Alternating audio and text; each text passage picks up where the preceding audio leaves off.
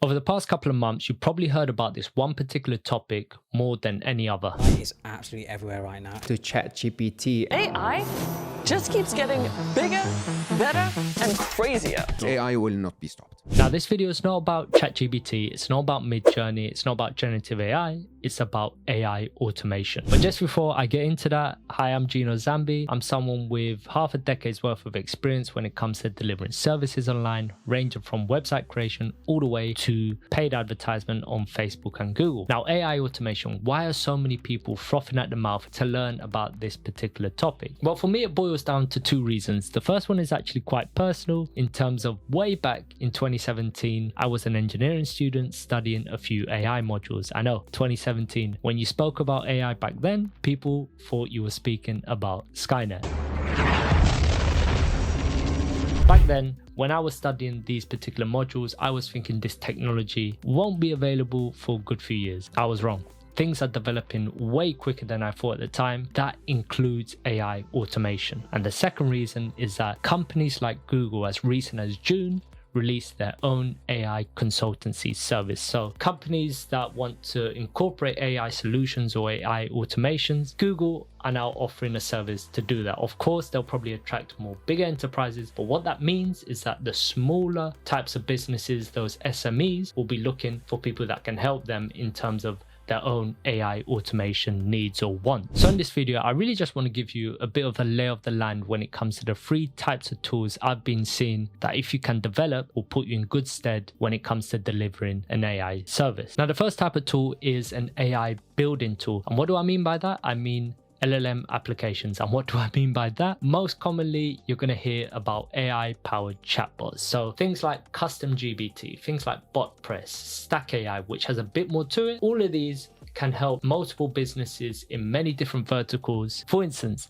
you can create AI appointment setting chatbots, training bots. You can essentially create data visualization bots with the new incorporation of code interpreter and ChatGPT. There's so many possibilities that you can use chatbots for. So that is the first tool, the AI building tool. Now, when it comes to these building tools, really there's 5 main simple activities you want to be aware of. Of course, you can go deeper, particularly if you're using a tool like BotPress, but really these 5 are dragging and dropping cards and boxes, connecting boxes which they would usually call nodes, editing the cards, writing or importing prompts, and using custom knowledge bases. So essentially using a pack of data that you upload to this chatbot so it can essentially answer the questions that a potential client or potential hire or staff member might have. So when it comes to these custom AI chatbots, a lot of people view them as the entryway into AI automations. So if you can learn a particular tool like BotPress, then it puts you in really good stead to actually go into the other types of tools. The second tool you're probably aware of because it's in the name, AI automation tools. The main two at the moment are Zapier and Make. When it comes to AI automation tools, a lot of businesses do repetitive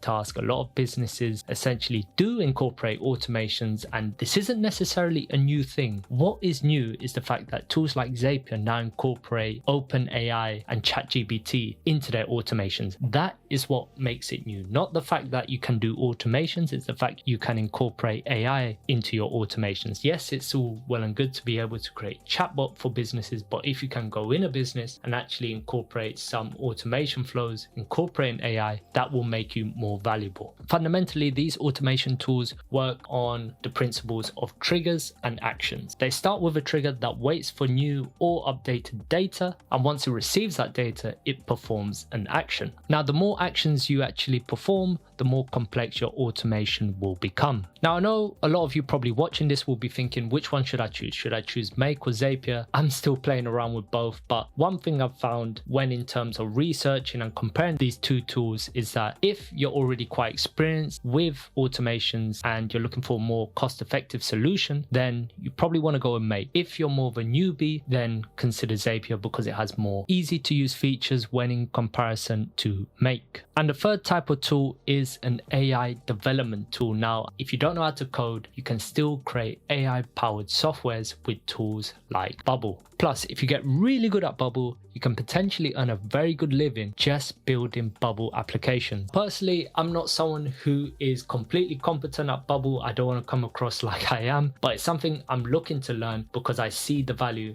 in understanding a tool like Bubble. Now you're probably thinking this seems like a lot, but really if you think about it, you really just have to pick one tool out of each tool type. So let's just say that with a custom chatbot, you pick BotPress. That's something that I'm currently learning and I'm going to be looking to develop into. Then you can pick an automation tool like Zapier, where it's a bit more easier if you're an automation newbie. And when it comes to Bubble, this is something that you can leave for later on if you're looking to provide serious value in the future by potentially building custom AI powered software solutions for your clients. One of the actual concepts I utilize is the 20-hour concept by Josh Crofman. He's got an amazing book around it where you essentially are able to become, I call it competent, within a certain skill within 20 hours. So if you're able to dedicate 20 hours of focused learning on a particular skill, you can at least get to a competent level. Let's say it's with Bubble, you can at least build a working application through those 20 hours of focused, deliberate practice. Now, one thing I want to leave you with is why learn these tools? Why spend hours learning these tools? Well, I'm going to give you 3 reasons. The first one is that understanding the capabilities and use cases of these tools will essentially allow you to talk to businesses and see what you can do to actually help them to ultimately provide a service for them. The second one is that if you're talking to a client or lead and you're trying to sell them on these services,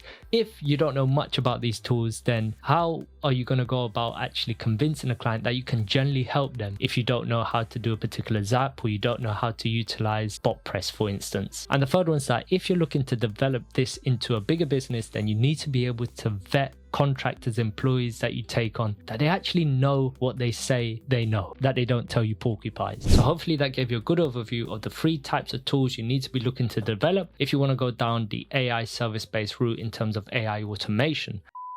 Let me know if you enjoyed this video. Let me know what type of videos you want in the future. Comment below, like the video, and I'll be seeing you good people real soon.